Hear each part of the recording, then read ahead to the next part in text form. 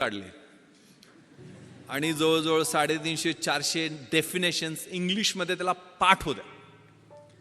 आणि असं टेन्शन दिलं की म्हटलं आता आपण गळ्यात दगड बांधलेला आहे आणि उडी मारलेली आहे आणि 100% बुडणार. मात्र ते 7 दिवस त्या पुस्तकाबरोबर मी अभ्यास केला, म्हणजे रोमॅन्स केला, लिटरली कॉन्सेप्ट समजून घेतले.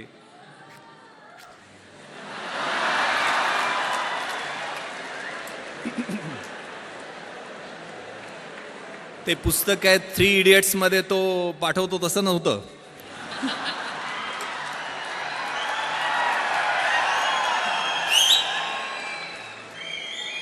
आणि तुम्हाला विश्वास बसणार नाही, माझं मार्कशीट तुम्हाला मी दाखवेल.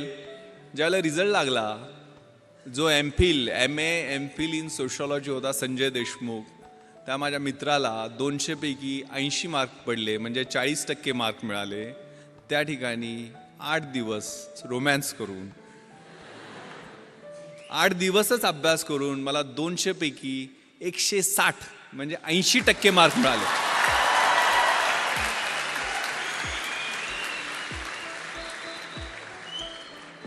अगेन मी पेपर फोडला नव्हता, किंवा पेपर फोडून सुद्धा समाजशास्त्रात विश्लेषणा पद्धतीनं मार्क मिळत नाहीत.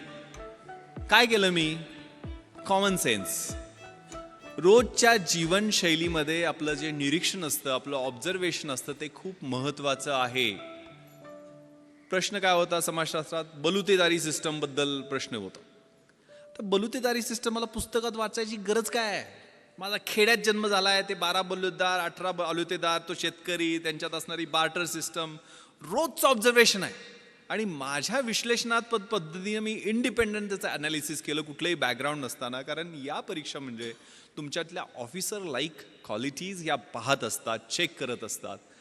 त्यामुळं या बलुतेदारी सिस्टममध्ये परफेक्ट मी विश्लेषण करून त्याचं उत्तर लिहिलं. दुसरा प्रश्न होता काय? सेक्युलरिझम, धर्मनिरपेक्षतावाद. धर्मनिरपेक्षतावाद मला सोशॉलॉजीच्या अँगलनं माहीत नव्हता, पण मला सेक्युलरिझम हे इतिहासाच्या अँगलनं खूप चांगलं माहीत होतं. कारण युरोपमध्ये 30 इयर्स वॉर झाला, त्या ट्रिटी ऑफ ट्रॉस्की झाली, त्यातनं सेक्युलर म्हणजे प्रोटेस्टंट अँड कॅथलिक्समध्ये वॉर झालं, त्यातनं ह्या कॉन्सेप्टचा उदय झालेला आहे. त्यामुळे त्याचं रिलेव्हन्स आपल्या देशाच्या दृष्टीने कितपत आहे, टॉलरन्स आणि सेक्युलरिझमचं कम्पॅरिझन, हे इतकं चांगल्या पद्धतीने मी जगाच्या इतिहासाच्या अनुषंगानं लिहिलं की इतरांपेक्षा वेगळं उत्तर झालं. Winners don't do different things, they do the things differently, असं काहीतरी म्हणतात. आणि मला एवढे मार्क मिळाले. त्यामुळं आपला जो ध्यास आहे, म्हणजे ज्ञानाचा ध्यास, अभ्यासाचा ध्यास, हे खूप छान संस्कृत सुभाषित मला माझ्या शिक्षकांनी, 7वीला माझं संस्कृत होतं, मी शिराळ्याला शाळेला गेलो त्यावेळेला, विद्वत्वांच नृपत्वांच नैवम तुल्य कदाचन स्वदेशे पूज्यते राजा विद्वान सर्वत्र पूज्यते. विद्वत्तेची आणि राजसत्तेची ही तुलना कधीही होऊ शकत नाही आहे. कारण राजाची त्याच्या स्वतःच्या राज्यामध्ये पूजा होत असते, परंतु विद्वानाची पूजा ही पूर्ण जगामध्ये होत असते. त्यामुळे अभ्यासाचा ध्यास ठेवायचा आहे. मी IPS मध्ये सिलेक्शन झालं त्यावेळेला माझं क्वालिफिकेशन होतं BA इतिहास, शिवाजी विद्यापीठ कोल्हापूर, मराठी माध्यम. पण मी त्यानंतर IPS झाल्यानंतर तिथं ट्रेनिंगला असताना हैदराबादला masters in police management Osmania युनिव्हर्सिटीमधनं ही मास्टर्स डिग्री घेतली. परत आल्यानंतर मी MA एक्सटर्नल मुंबई विद्यापीठातनं माझं हिस्ट्रीमध्ये कंप्लीट केलं. त्यानंतर मी लातूरला आणि नांदेडला SP असताना तिथनं मी LLB माझं कंप्लीट केलं. आणि गेल्या वर्षी मी मराठवाडा विद्यापीठातनं बाबासाहेब आंबेडकर मराठवाडा विद्यापीठामधून LLMचं फर्स्ट इयर तिथं फर्स्ट येऊन कंप्लीट केलं. आता सेकंड इयरला मला ॲडमिशन घेता आली नाही आहे, कारण 1 वर्षात माझी ट्रान्सफर झाली. शिकत राहायचं, गोल सेट करायचे, स्वतःतली जी काही फिजिकल, मेंटल आणि आतली इंटलेक्च्युअल कपॅसिटी आहे ते वाढवत राहणं. माझ्या आयुष्यात मी 150 गोल सेट केलेले आहेत. मी आज म्हणजे माननीय थोरात साहेबांनी एवढा आग्रह केला, मी अँटीबायोटिक्सवर आहे. कारण मी माझ्या मुलीनं मला सांगितलं की तुम्ही सगळं, तिला पाहण्याची हौस आहे. म्हणजे ती म्हटली की मला ते जगातल्या गोष्टी दाखवणं, मला पार्लमेंट दाखवा, मला प्रेसिडेंट हाऊस जिथं doctor APJ Abdul Kalam sir बसायचे त्या हाऊसमध्ये घेऊन चला. म्हणून मी दिल्लीला तिला सगळ्या गोष्टी, सगळे फोर्ट तिला दाखवले, जोधपूरला घेऊन गेलो, जैसलमेरला घेऊन गेलो, बॉर्डर दाखवली, माझं बॅचमेट तिथं BSF मध्ये IG असल्यामुळं. आणि म्हणजे तिला मी सर APJ अब्दुल कलाम सरांना भेटायला गेलो त्यावेळेला तिला ऑटोग्राफ देताना तिने विचारलं, येस व्हॉट्स युअर नेम बेटा? ती म्हटली Janhavi. Okay Janhavi, do you want to become IPS officer like your father? तर ती म्हणाली, no no sir, I want to become doctor APJ Abdul Kalam.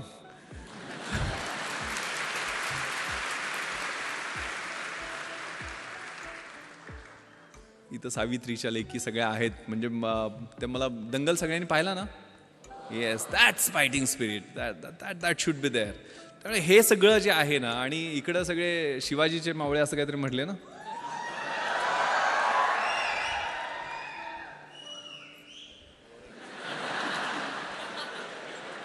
पहिल्यांदा कळालं शिवाजीचे मावळे शिट्ट्या पण घालत होते. हे खूप छान सुभाषित अगेन मला आठवतं शिक्षकांनी शिकवलेलं. यौवनम धनसंपत्ती प्रभुत्वम विवेकिता एकैकपम अनर्थाय किमु यत्र चतुष्टम.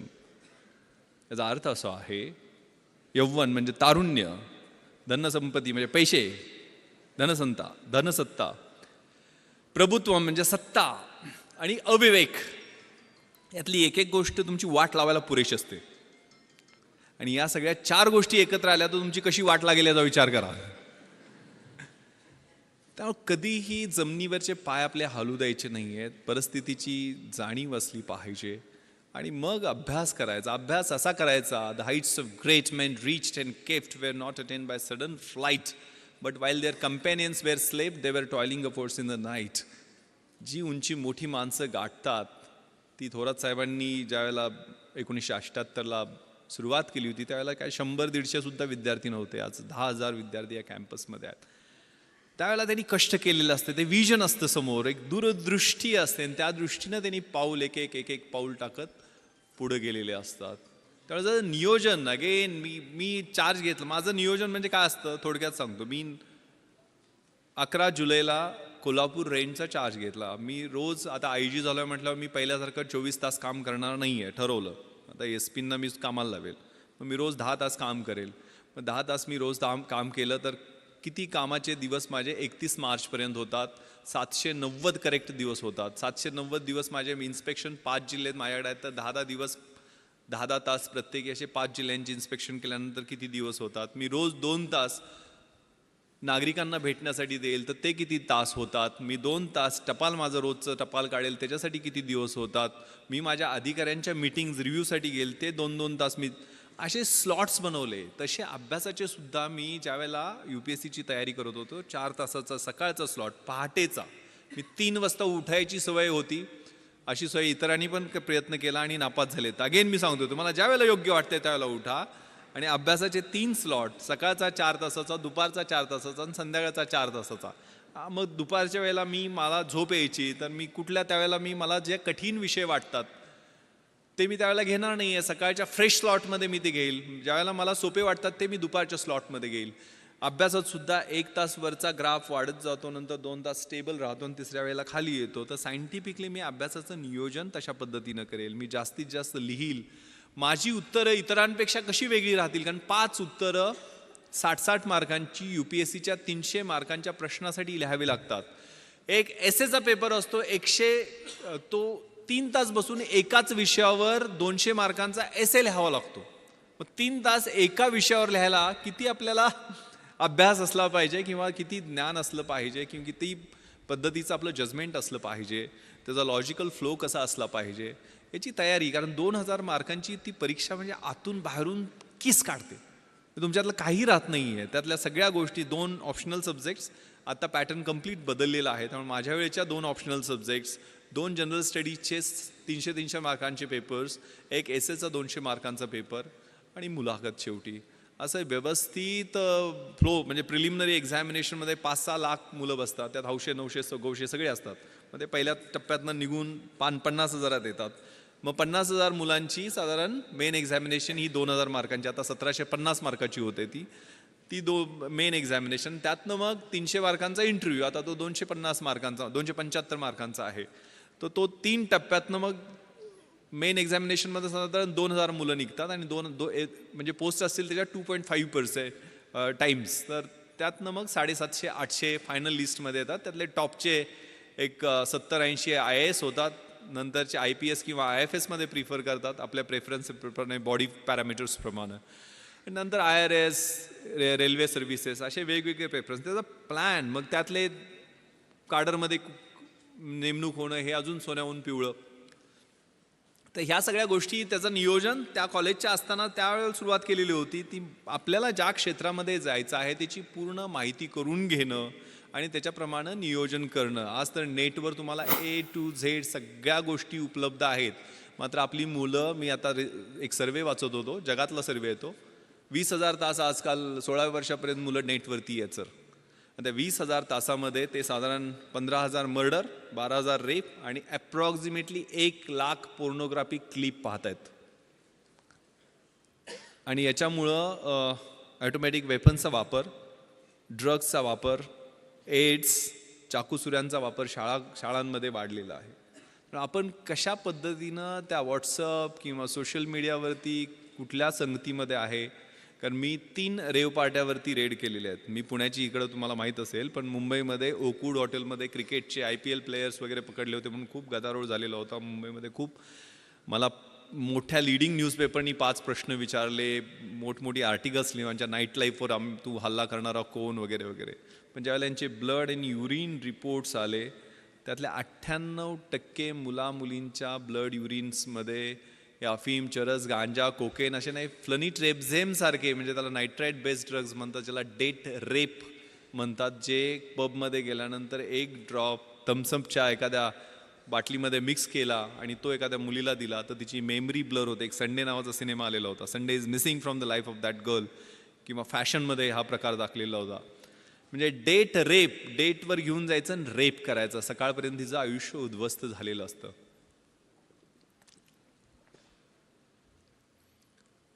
त्यामुळं आपली जागरूकता, आपण कशा पद्धतीनं कुठल्या नेटवर कशा साईट्सवरती आहोत, कारण हे सगळं कम्युनिकेशन फेसबुकवरती झालेलं होतं, ISRAtrans.com वेबसाईटवरती झालेलं होतं. इंटरनेटचं जे वर्ल्ड आहे ते खूप धोकादायक आहे.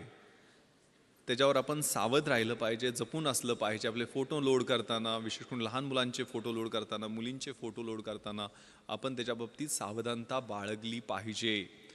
यातल्या एक मुलगी माझ्या मित्राची होती, म्हणजे मी पार्टीमध्ये पकडलेली. नंतर मग कारवाई तर मी कायदेशीर सगळी केली, कुणाला काय सोडलं नाही आहे. आणि त्यानंतर मित्र माझ्याकडे तिला काउन्सिलिंगसाठी घेऊन आलेला होता. आणि तिला मी विचारलं, एक 18-19 वर्षाची मुलगी होती, की काय करते बेटा तू हे, why do you do this, म्हणजे काय त्यातनं तुला. म्हणजे sir uncle, I can't live without it. Millionaire बापाची मुलगी, पण ती म्हणते की मी ह्याच्याशिवाय जगू शकत नाही आहे. म्हणजे आयुष्यामध्ये धागडधिंगा, पब, डिस्कोमध्ये ड्रग्ज घेऊन नाचणं एवढंच आयुष्य आहे का? आयुष्याच्या स्टेजेस असतात. आयुष्य आपलं 20मधलं कसं आहे, 30मधलं कसं आहे, 40मधलं कसं आहे, 70 झाल्यानंतर आपल्याला एक समाधानाची सुरकुती ज्यावेळेला चेहऱ्यावरती कुणाची सेवा करून मिळेल ते कसं राहील, सगळ्याचा विचार करण्याची आवश्यकता आहे. आणि सगळ्यात धोका जो जगभरामध्ये आहे तो नार्को टेररिझमचा आहे. म्हणजे टेररिझमसाठी नार्कोटिक्समधनं मिळालेले पैसे, म्हणजे गोल्डन क्रिसेंट आणि गोल्डन ट्रँगल हे तुम्ही कुठंतरी वाचलं असेल. म्हणजे पाकिस्तान, अफगाणिस्तान हा जो बेल्ट आहे तो गोल्डन क्रिसेंटचा, आणि थायलंड, म्यानमार, लाओस हा जो बेल्ट आहे तो गोल्डन ट्रँगलचा. यातनं जो ट्रेड ड्रग्सचा होतो तो $1,000 बिलियन आहे. म्हणजे जगातल्या आयर्न अँड स्टीलच्या इंडस्ट्रीच्या टर्नओव्हरपेक्षा जास्त आहे. त्याचे टार्गेट आहेत तुम्ही मुलं. मग आजकाल जे ट्रान्स फेस्टिवल, सनबर्न फेस्टिवल आणि सगळ्या गोष्टी ज्या होत असतात त्यातनं सावध राहिलं पाहिजे आपण.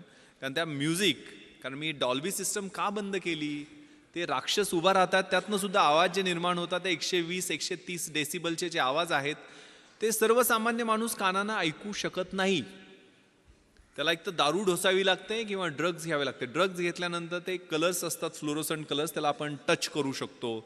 ते म्युझिक आपल्या कानामध्ये पिअर्स होताना आपल्याला जाणवत असतं. आणि स्पष्ट शब्दात सांगायचं तर शरीरासंबंधातला जो आनंद असतो तो काही तासासाठी त्या काही ड्रग्सच्या माध्यमातून मिळतो. पण त्यावेळेला तुमचं पूर्ण ब्रेन खोकला होतो, सिझलर होतो. त्याला सिझलर ड्रग असं म्हणतात. ॲम्पिटिमाइनचे डेरिव्हेटिव्ह आहेत, MDMA वगैरे. किंवा एक्स्टसीचे जे प्रकार आहेत त्यातनं तुमची स्प्लिट पर्सनॅलिटी होते, सिझोफ्रेनिया ज्याला म्हणतो आपण. हे धोकादायक आहे. कारण मी 150 एकदा मी सगळे चेन स्नॅचर्स बोलवले होते मुंबईमध्ये ॲडिशनल कमिशनर असताना. का गुन्हे करतात? आणि त्यातले 90% मुलं ही ड्रग्सच्या आहारी गेलेली होती. मग एकदा त्या सर्व सेंट्रल नर्वस सिस्टमचा ताबा घेतला अशा एखाद्या व्यसनानी, म्हणजे आणि त्या वयात, ह्या ठराविक वयात, कारण 16व्या-17व्या वर्षीच हे सगळे संसर्ग होतात. म्हणजे झालं तर छत्रपती शिवाजींसारखं महान आणि मोठं तेजस्वी कार्य 16व्या वर्षीच त्यांनी सुरुवात केली होती. शंभू महादेवाच्या साक्षीनं स्वराज्याचं तोरण बांधलं होतं, त्याच वयात केलेली होतं. आणि वाट लागायला सुद्धा आयुष्याची तेच वय असतं. चांगला संसर्ग असेल तर चांगला संसर्ग त्याच वयामध्ये होतो, आणि वाईट सवयी लागल्या तर त्या निघत नाही, ते त्याच वयामध्ये होतात. पण तुमच्या आयुष्याचं सोनं करायचं आहे की माती करायची आहे? कारण हे वयच असं आहे की त्यावेळेला चकाकणारी गोष्ट, प्रत्येक गोष्ट ही सोन्यासारखी वाटत असते. ती कदाचित अणुकुचीदार काच असू शकते. ती काच कधी लागेल, त्याची कधी जखम होईल, ती जखम कधी चिघळेल, आणि तिचं कधी गँग्रीन होईल, आणि कधी आयुष्य उद्ध्वस्त होईल हे कळत नाही आहे. Trust your self. तुम्हाला काय करायचं हे पहिल्यांदा जाणून घ्या. हे खूप छान प्रार्थना आहे परमेश्वराची. God grant me the serenity to accept the things which I cannot change, courage to change the things which I can, and wisdom to know the difference. परमेश्वरा, ज्या गोष्टी मी बदलू शकतो ते बदलण्याचं मला धैर्य दे, ज्या बदलू शकत नाही आहे ते स्वीकारण्याचं मला सामर्थ्य दे, आणि ज्या बदलू शकतो आणि ज्या बदलू शकत नाही आहे त्या दोन्ही मधला फरक ओळखण्याचं शहाणपण दे. ते शहाणपण खूप महत्वाचं आहे. शेवटचा प्रश्न मला लेफ्टनंट जनरल सुरेंद्रनाथनी विचारलेला होता की विश्वास इस दुनिया में तुम क्यों आए हो. माझं मराठी माध्यम होतं, पण हिंदी, मराठी, इंग्लिश जसं जमेल तसं. कारण आयुष्यामध्ये 5 गोष्टी महत्त्वाच्या आहेत. स्वतःवर विश्वास ठेवणं, नकारात्मक गोष्टीपासनं किंवा नकारात्मक माणसापासनं स्वतःला दूर ठेवणं, don't afraid to get fail, नापास, अपयशी होण्याला न घाबरणं, स्वतःची झाकलेली मूठ 1.25 लाखाची ती सोडून देणं आणि इन्फिरियरिटी कॉम्प्लेक्स फेकून देणं. वर्क लाईक हेल, जे ज्यावेळेला पेन व्हायला लागते ना, ज्यावेळेला वेदना व्हायला लागते, ते मोहम्मद अलीचं कुठेतरी वाक्य मी वाचलेलं होतं की तू किती पुशअप्स काढतोस. म्हणजे मी पुशअप्स मोजतच नाही. ज्यावेळेला माझ्या वेदना सुरू होतात त्यावेळेला मी मोजायला सुरुवात करतो. त्यावेळेला pains. The winning horse doesn't know why it runs, it runs due to beats and pains. Life is a race, God is your rider, and if you are getting beats and pains, then it's for sure that you are going to win the race. शर्यतीत जो घोडा पळतो ना,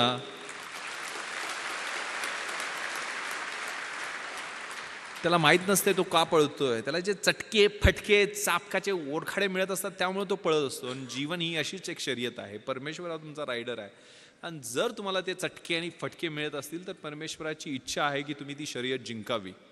तेव्हा ते चटके फटके मिळत आहेत का, तेव्हा आयुष्य प्लेन नाही आहे. Work like hell and give something back to the society. Last, very important. आपण कशासाठी आहे, काय आहे, आणि आपण काय द्यायचं. जगातली 3 सगळ्यात सुंदर क्रियापद आहेत. To love, to help and to serve. प्रेम करणं, मदत करणं आणि सेवा करणं. ज्या ज्या वेळेला शक्य आहे त्या गोष्टीसाठी आपण तडफडून पुढे गेलं पाहिजे. त्यातनं जे समाधान मिळतं ते आपल्या सेल्फिश मोटिव्ह किंवा मटेरियलिस्टिक किंवा भौतिक गोष्टीमधनं मिळत नाही. मी जी मुलाखतीत मला शेवटचा प्रश्न विचारला होता की विश्वास इस दुनिया में क्यों आए, गोंधळून टाकणारा प्रश्न होता. UPSCचे त्यावेळेचे चेअरमन त्यांनी हा प्रश्न विचारलेला होता. मी तर स्वतःचं कर्तृत्व नाही, आई वडील मला घेऊन आले दुनियेमध्ये. पण मी त्यावेळेला त्यांना एक कविता मला आवडते सर, कदाचित ती माझ्या आयुष्याचं उद्दिष्ट मी ठरू शकेल, आणि ती कविता मी नेहमी म्हणून दाखवतो. Very meaningful poem, the poem of La Mancha. युद्धातल्या सैनिकाची ती कविता आहे. To dream the impossible dream. जे अशक्य आहे ते स्वप्न मला पाहायचं आहे. टू फाईट द अनबीटेबल फो. ज्याचा कोणी पराभव करू शकत नाही त्याला जाऊन मला हरवायचं आहे. To run where the brave dare not to go. ज्या ठिकाणी कुणी जाण्याचं धाडस करत नाही तिथे जाऊन मला धावायचं आहे. To try when your arms are too weary. माझे हात, पाय, बाहू, शरीर सगळं थकून गेलंय, त्यावेळेला मला तो एव्हरेस्ट समोर दिसतोय. तो एव्हरेस्ट गाठण्यासाठी मला एक एक पाऊल पुढे टाकायचं आहे. To reach that unreachable star. This is my quest to follow that star, no matter how hopeless, no matter how far. To fight for the right without questions, without pause. To be willing to march into the hell for heavenly cause. मला सत्यासाठी संघर्ष करायचा आहे. त्यावेळेला कोणताही प्रश्न विचारायचा नाही, कोणताही थांबा घ्यायचा नाही आहे. माझी नरकात जायचीही तयारी आहे, मात्र त्यासाठी असणारं कारण स्वर्गीय असलं पाहिजे.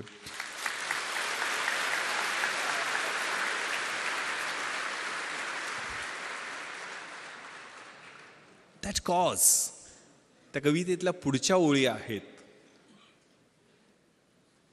I will be true to that glorious quest.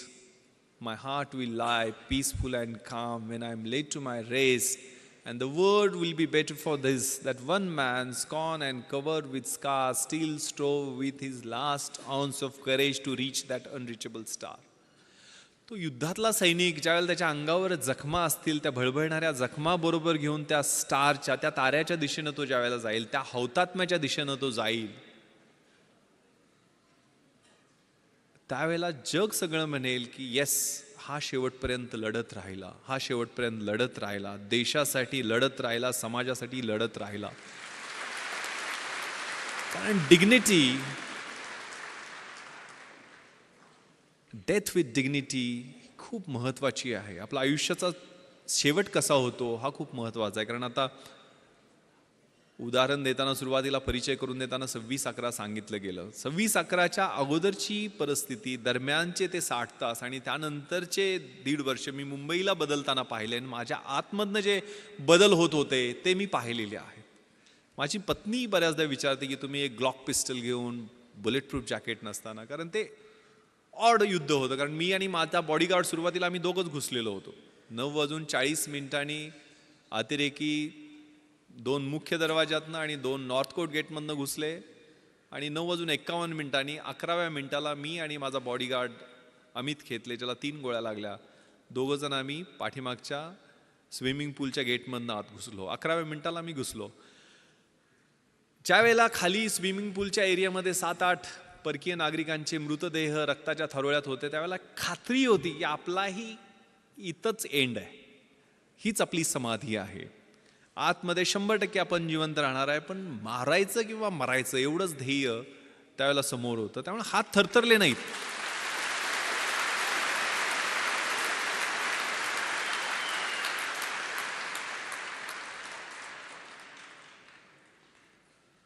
एक खूप छान शेर कुठेतरी ऐकलेला होता की दुनिया में मिल जाएंगे आशिक कही, मगर वतन जैसा खूबसूरत सनम नहीं होगा.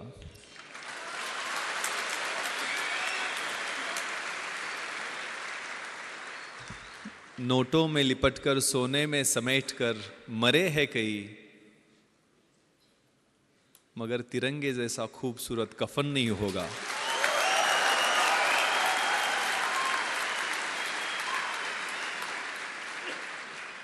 Yes, that death with dignity, ते देशासाठी असणारं मरण, ते प्रत्येकाच्या भाग्यात नसते ना. कुठेतरी हार्ट अटॅकनं मरेल, ॲक्सिडेंट मरेल, कुठेतरी काहीतरी मरेल.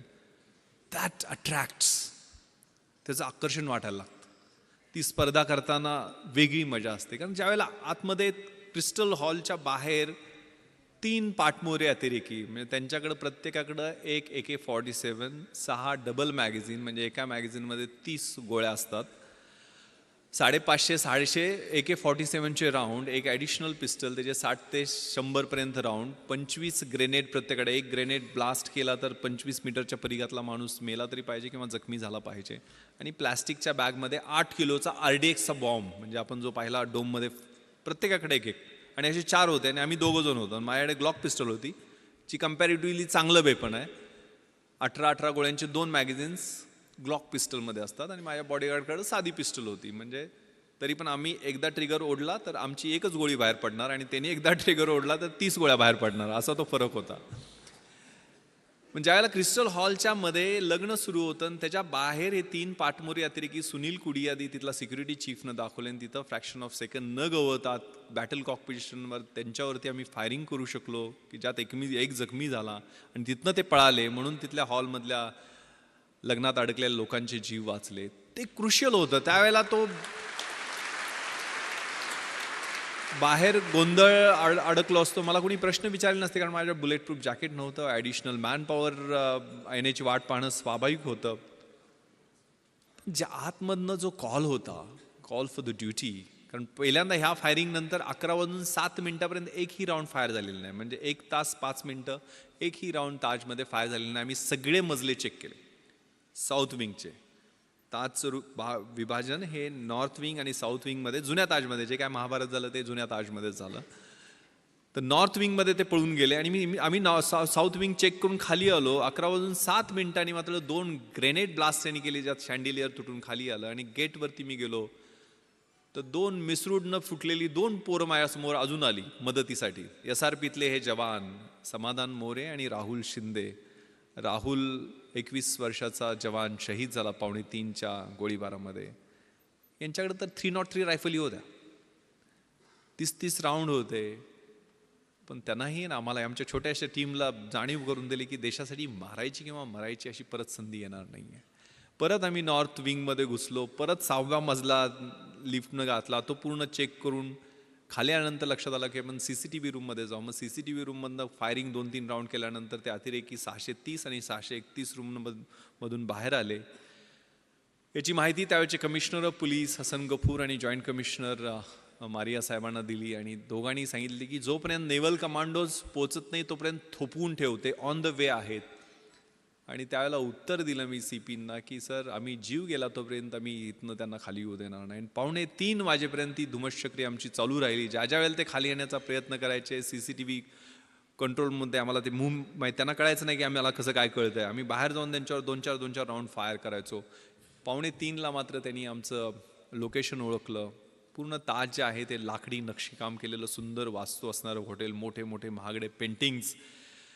दुसऱ्या मजल्यावर त्यांनी ग्रेनेड ब्लास्ट 4थ्या मजल्यावरनं केले, कारण 2:45ला त्यांनी मोठा बॉम्ब डोममध्ये ब्लास्ट केला, ज्याच्यात आग आणि ज्वाळा तुम्हाला दिसायला TV वर पाहिले असतील तुम्ही. ग्रेनेड ब्लास्टमुळं पूर्ण मजला पेटला आणि आमच्या रूममध्ये आग आणि धूर दोन्ही यायला सुरुवात झाली. आता इथं जळून मारण्यापेक्षा बाहेर लढून मरू म्हणून आम्ही लाईन फॉर्मेशनमध्ये निघायला सुरुवात केली.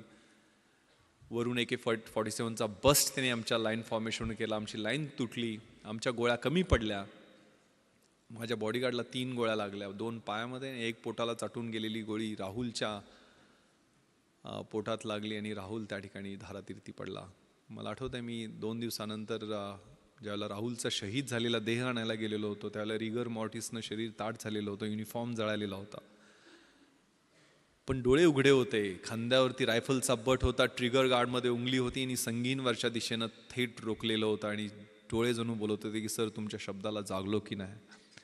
एक 55 वर्षाचे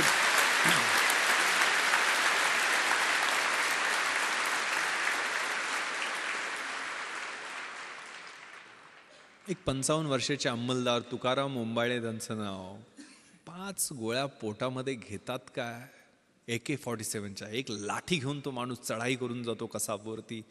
5 गोळ्या पोटात घेतल्या तरी पकड ढिली होत नाही आणि एक अतिरेकी जिवंत पकडला जातो. दिस इज मिरॅकल.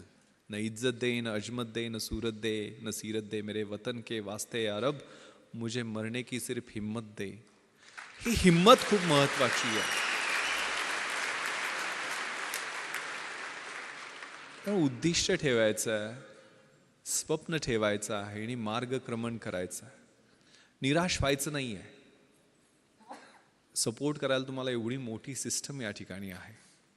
हे खूप छान कविता कुसुमाग्रजांची आहे. ओळखलत का सर मला पावसात आला कोणी, कपडे होते करदमलेले केसावरती पाणी, क्षणभर बसला नंतर हसला बोलला वरती पाहुणी, गंगामाई पाहुणी आली गेली घरट्यात राहुनी, माहेर वाशिन पोरीसारखी 4 भिंतीत नाचली, मोकळ्या हाती जाईल कशी, बायको मात्र वाचली, भिंत खचली, चूल विजली, होते नव्हते नेले, आठवणीला डोळ्यामध्ये पाणी मात्र ठेवले, कारभारणीला घेऊन सरसंगी आता लढतो आहे, चिखलगाळ काढतो आहे, पडकी भिंत बांधतो आहे, खिशाकडे हात जाताच हसत हसत उठला, पैसे नकोत सर मला जरा एकटेपणा वाटला, मोडून पडला संसार तरी मोडला नाही कणा, पाठीवरती हात ठेवून नुसतं लढ म्हणा. That fighting spirit.